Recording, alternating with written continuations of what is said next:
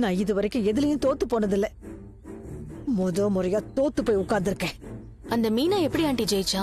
அதான் புருஷன் ஒருத்தன் கூட இருக்கானே, அவனாலதான் அவ ஜெயிச்சிருக்கா. கடைக்கடையா போய் அந்த மீனாவோட பெருமையை பேசிருக்கான். அதோட என்ன பத்தி தப்பு தப்பா பேசிருக்கான். நான் வட்டிக்கு கொடுத்து பணம் தராதவங்களை எல்லாம் திட்டி இருக்கேன். அவங்களையெல்லாம் கூட்டிட்டு வந்து பேச வச்சிருக்கான். ஆனா நீங்க இந்த எலெக்ஷனுக்கு நிறைய பேருக்கெல்லாம் பணம் கொடுத்திருக்கீங்களே ஆண்டி. இப்பெல்லாம் பணம் வாங்குறவன் எவமா விசுவாசமா இருக்கிறான்? இது எல்லாத்துக்கும் மேல அந்த மீனா எல்லாருக்கும் முன்னாடியே அவ பேச்சு திறமையை காமிச்சிட்டா. அதுல எல்லாரும் மயங்கிட்டாங்க. நான் லட்சமா செலவு பண்ணேன். ஆனா அவ ₹1 கூட செலவு பண்ணாம ஜெயிச்சிட்டா. நானும் இப்படி நடக்கும்னு எக்ஸ்பெக்ட் பண்ணவே இல்ல ஆண்டி. அங்க அந்த மீனாக்கு மாலையெல்லாம் போட்டு ஊர்வலமா கூட்டிட்டு போயிட்டு இருக்காங்க ஆண்டி.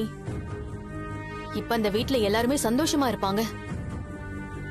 ஆனா மீனா ஜெயிச்சது எப்படியோ ஆண்டிக்கு பிடிக்காது.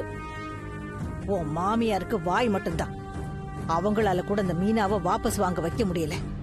அவ யாருக்கும் அடங்க மாட்டா போல இருக்கு. இப்ப அவ ஜெயிச்சத வீட்ல எல்லாரும் செலிப்ரேட் பண்ணிக்கிட்டு இருப்பாங்க. கொண்டாடட்டும். எல்லாம் கொஞ்ச நாளைக்கு தான். இன்னும் எத்தனை நாளைக்கு அவ பதவியில இருப்பான்னு நானும் பாக்குறேன். என்ன சொல்றீங்க ஆண்டி? இந்த பதவியை அவ சாதாரணமா நினைச்சுக்கிட்டு இருக்கா. ஜெயிக்கிறது சுலபம். ஆனா அந்த பதவியை தக்க வச்சுக்கிறது தான் ரொம்ப கஷ்டம். எனக்கு புரியல ஆண்டி. சங்க தலைவியா இருக்க பூக்கட்ட தெரிஞ்சா மட்டும் பத்தாது. கணக்கு வழக்கு பார்க்கணும், அரசாங்க விதிமுறை, உறுப்பினர்கள் பிரச்சனை, உள்பூசல்னு எக்கச்சக்கமான பிரச்சனைகள் இருக்கு. அவ தலைவியானா என்ன? அங்க மத்த பதவியில இருக்கிறவங்களை என் பக்கம் நான் கொண்டு வந்துருவேன். அது முடியுமா ஆண்டி? பணத்தால யார வேணாலும் விலைக்கு வாங்கிடலாம். அந்த மீனா மேல நம்பிக்கை இல்லைன்னு அவங்களையே சொல்ல வச்சு திரும்பவும் நான் எலெக்ஷனை வர வைப்பேன். அன்ன போஸ்ட்ல நானே நின்னு ஜெயிப்பேன். மீனாக்கு நிறைய சப்போர்ட் இருக்கு. இதெல்லாம் முடியுமா ஆண்டி? இந்த சப்போர்ட்லாம் ஒரே பக்கமா இருக்காது. நேரத்துக்கு தகுந்த மாதிரி மாறும். தலைவர் பதவினா ஒண்ணும் சும்மா இல்ல. எதுவும் தெரியாம திணற போறா. அரசாங்க விதிங்க நிறைய இருக்கு. அது எதுவுமே அவளுக்கு புரிய போறதில்ல. அவளுக்கு இங்கிலீஷும் படிக்க தெரியாது. பெரிய ஆபீசருங்களை எல்லாம் சமாளிக்கவும் தெரியாது. ஆனா அவ எல்லாமே கொஞ்சம் கொஞ்சமா கத்துப்பா ஆண்டி. ஆனா அது வரைக்கும் நான் அவளை அங்க இருக்க விட்டாதானே? அவளுக்கே தெரியாம ஒரு தப்பான ஃபைல் அவகிட்ட கையெழுத்த வாங்கி அவ ஊழல் பண்ணிருக்கான்னு பழிய போட்டு சங்கமே கரெக்டா இருக்கு. வேலையெல்லாம் கரெக்டா தான்டா போயிட்டு இருந்தேன். குடிக்கிறதா என்ன தப்பா? குடிச்சா வாழ்க்கை போயிடுமா? சரி விடு. நீதான் இப்ப அந்த அளவு குடிக்கிறது இல்லல்ல. இப்ப எதுக்கு அதை பத்தி பேசிக்கிட்ட? நீ சொன்னதுக்கு அப்புறம் தான்டா எனக்கு தோணுது. எதுவும் வாங்காம வேற வந்துட்டேன். நீ இருக்கிற சந்தோஷத்துல ஒரு 2 கட்டிங் போட்டு நல்லா இருந்திருக்கும். இருக்கும் இருக்கும்.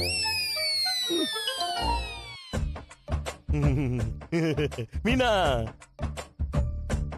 வா. மீனா நீ எப்ப வந்த? இனிமே நீங்க குடிக்கிற வேலையெல்லாம் வச்சுக்காதீங்க. என்ன மீனா, நீ ஜெயிச்சதுக்கு எல்லாருக்கும் பார்ட்டி கொடுக்கணும்ல. இங்க பாருங்க, இத்தனை நாள் நீங்க குடிச்சீங்க சரி. இனிமே நீங்க குடிச்சிட்டு ஏதாவது பிரச்சனை பண்ணீங்கன்னா பூ வியாபார சங்க தலைவியோட புருஷன் குடிச்சிட்டு பிரச்சனை பண்றாருன்னு எல்லாரும் பேசுவாங்க. அதனால நீங்க குடிக்கலாம் கூடாது. ஆஹா, என்ன இவ்வளவு பெரிய ஆர்டரா போடுற? அப்ப நான் உனக்கு செய்யறேன். நீ தலைவியானதை கொண்டாடுறதுக்காக மட்டும் இன்னைக்கு ஒரு நாள் மட்டும் குடிச்சிட்டு அப்புறமா விட்டுறேன். அதெல்லாம் முடியாது. இனிமே நீங்க குடிக்கவே கூடாது. நமக்கு இருக்கிற பேரை நமக்கு எடுத்துக்க கூடாது. இதுதான் பல புருஷனுங்க பொண்டாட்டிய பெரிய ஆளா விடாமலே பாத்துக்கிறானுங்க போல.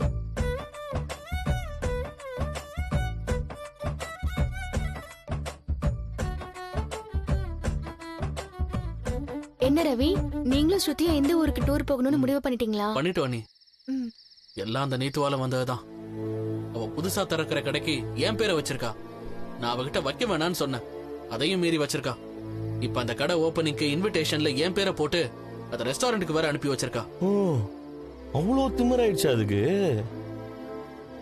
அத பார்த்து ஸ்ருதி டென்ஷன் ஆயிட்டா.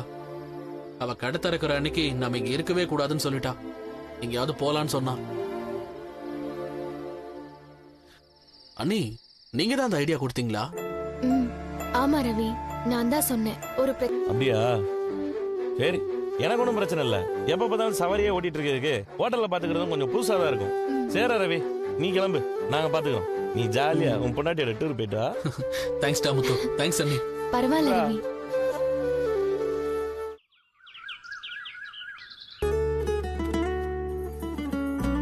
மீனா ஆ. என்னங்க?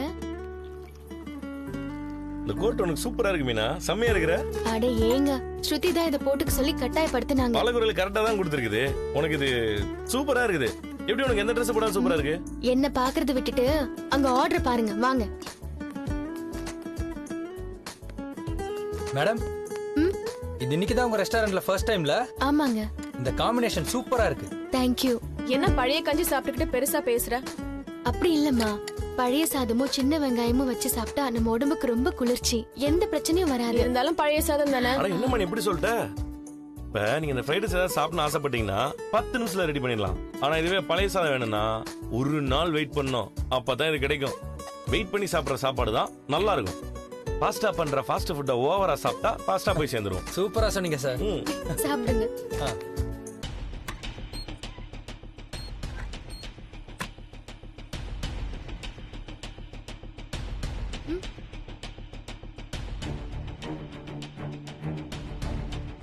என்ன மீனா, உள்ள அடுப்பை விட இது முகத்துல அனல் ஓவரா இருக்குது. ஏதோ பஞ்சாயத்தோட தான் வந்திருக்கு போல. இவ வருவான்னு நானும் எதிர்பார்த்தேங்க. வாங்க போய் என்னன்னு பாப்போம். ம்.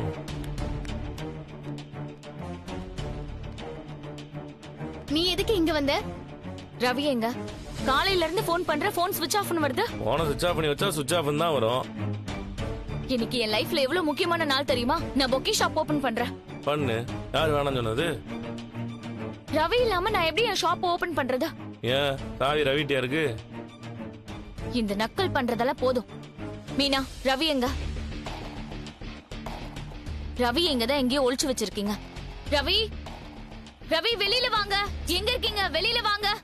ரவி, நீத்து, ரவி சாப்பிடுங்க சாப்பிடுங்க, நீங்க சாப்பிடுங்க சாப்பிடுங்க. இப்படி சத்தம் போட்டுட்டு இருக்க, இது ஹோட்டல். ரவி எல்லாம் இங்க இல்ல.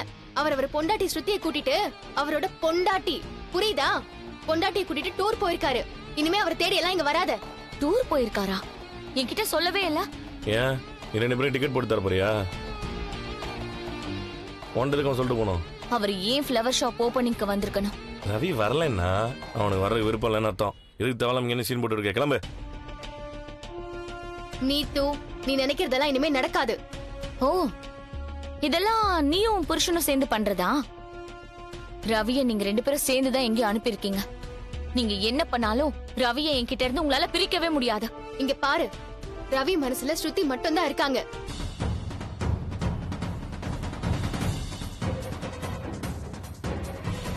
ஒரு லோக்கல் ரவுடி நீ எனக்கு அட்வைஸ் பண்ண வந்துட்டியா? ஏய், வார்த்தை அளந்து பேசு. என் புருஷனை பத்தி உனக்கு என்னடி தெரியும்?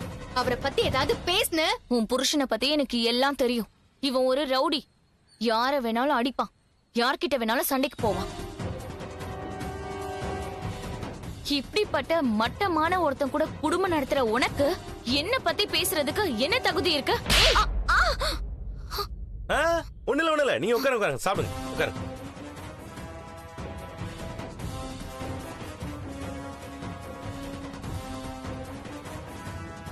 நீ ரெஸ்டாரண்ட்ல இருக்கிறதால ஒரு அடியோடு விட்டேன். வேற எங்கேயாவது இருந்தா என் புருஷனை பத்தி பேசுனதுக்கு உன்னை கொன்னே போட்டிருப்பேன். அவரை பத்தி இன்னொரு வார்த்தை ஏதாவது பேசுன, வாயில ஒரு பல்லு இருக்காது. உனக்கு என்ன தகுதி இருக்கு இவரை பத்தி பேசுறதுக்கு? உன்ன மாதிரி அடுத்தவங்க வாழ்க்கை கெடுக்கலாம் அவருக்கு தெரியாது. ஒழுங்கா வெளியே போடி. இங்கே இரு. இன்னும் 1 நிமிஷம் இங்க பொண்டாட்டி காலி ஆயிடுவா. உயிரோட போய் சேரு போ. ஓ,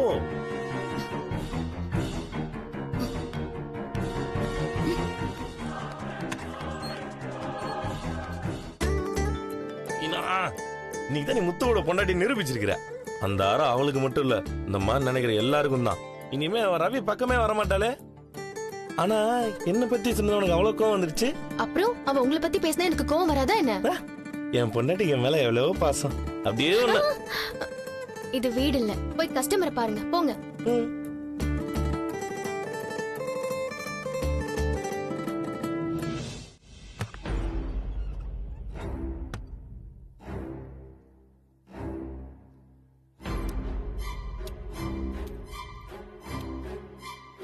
மா, நீ இன்னைக்கு அவனை ஸ்கூலுக்கு கூட்டிட்டு போக வேண்டாம். நீ கூட்டிட்டு போறியா? அவன் இன்னைக்கு ஸ்கூலுக்கே போக வேண்டாம்.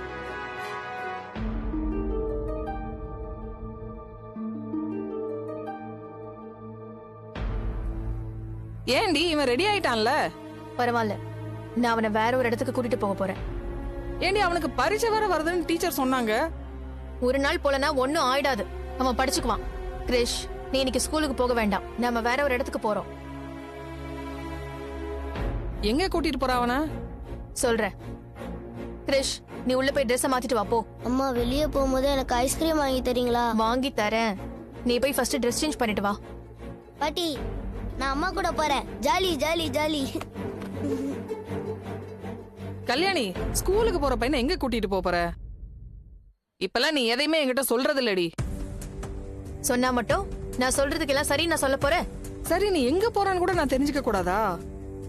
இன்னைக்கு ஹியரிங் இருக்கு, கோர்ட்டு கூட்டிட்டு போறேன். அதுக்கு இவன் எதுக்கு கூட்டிட்டு போற? காரணம் இருக்கு, அந்த காரணம் தான் என்னன்னு கேக்குறேன். போயிட்டு வந்து சொல்றேன். அது வரைக்கும் நீ எதுவுமே கேட்காத.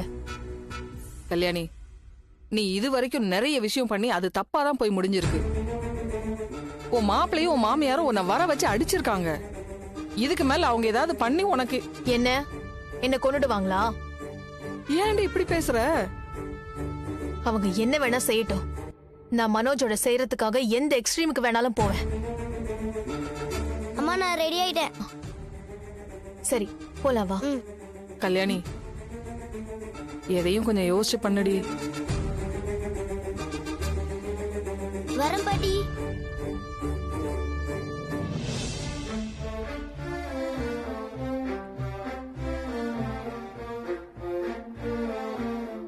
நம்ம மாசம் மாசம் இந்த கோர்ட்டுக்கு அலையறதே பெரிய வேலையா போச்சுடா.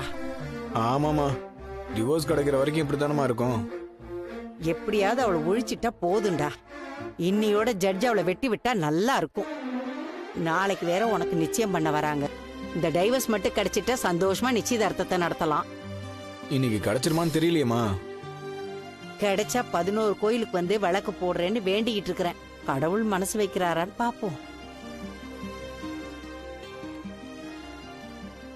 மேடம், இன்னைக்கு டைவர்ஸ் கிடைச்சிருமா மேடம்? அதுக்கு தானமா ட்ரை பண்ணிக்கிட்டு இருக்கோம். இன்னைக்கு கவுன்சில்ல இருந்து ரிப்போர்ட் கொடுத்திருப்பாங்க. அதுல என்ன சொல்ல போறாங்கன்னு தெரியல, பாக்கலாம். கொஞ்ச நேரத்துல கூப்பிடுவாங்க, வந்துருங்க. என்னம்மா இவங்க இப்படி சொல்லிட்டு போறாங்க?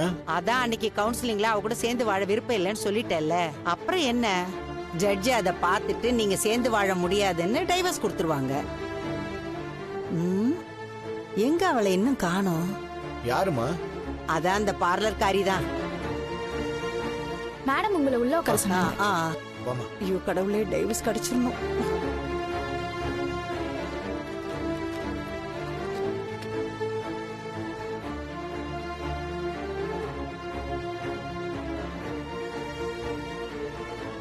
மனோஜ், கல்யாணிய கூப்பிடுங்க. மனோஜ், கல்யாணி. என்னதம்மா? வணக்கம் யுவர் ஆனர். வணக்கங்கய்யா. கல்யாணி எங்க? வந்துகிட்டு இருக்கிறதா சொன்னாங்க யுவர் ஆனர். சரி கிருஷ்ணா, கவுன்சிலிங்ல வந்த ரிப்போர்ட் எல்லாம் பார்த்தேன். அங்கேயும் போய் அவங்க 2 பேரையும் குழப்பி இருக்காங்க. அதனால எங்களால எதுவும் பண்ண முடியாதுன்னு சொல்லிட்டாங்க. நீ எப்பவுமே தெளிவான கேஸ் தானே கொண்டு வருவ. ஆனா இதுல ரொம்ப குழப்பமா இருக்க. உனக்கே டஃபா இருக்கும் போல இருக்கு. ஆமா யுவர் ஆனர், இவங்க 2 பேரும் 2 முடிவுல இருக்காங்க. நான் ரொம்பவே டயர்ட் ஆயிட்டேன். அப்ப 50வது கேஸ வின் பண்ணி கோல்டன் ஜூப்ளி அடிக்க முடியாது போல இருக்கே. யுவர் ஆனர், நான் என் தரப்பு வாதத்தை சொல்லிட்டேன். என் கிளையண்ட் மனோஜுக்கு ரோகிணியோட சேர்ந்து வாழ விருப்பமே இல்ல. அந்த அளவுக்கு அந்த பொண்ணு ஏமாத்திருக்காங்க. இதுக்கு மேல இந்த கேஸ காலம் தாழ்த்தாம ஜட்ஜ்மெண்ட் கொடுத்துட்டீங்க அப்படின்னா ரொம்ப நல்லா இருக்கும் யுவர் ஆனர். என் கிளையண்ட்டும் ரொம்ப மன உளைச்சல்ல இருக்காரு. டைவர்ஸ் நீங்க கொடுக்கணும்னு நான் ரிக்வெஸ்ட் பண்ணி கேட்டுக்கிறேன்.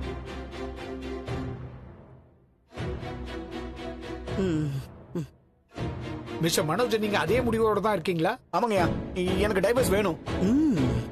கல்யாணி இன்னும் வரலீங்களா? ஐயா, வந்துட்டேங்க ஐயா.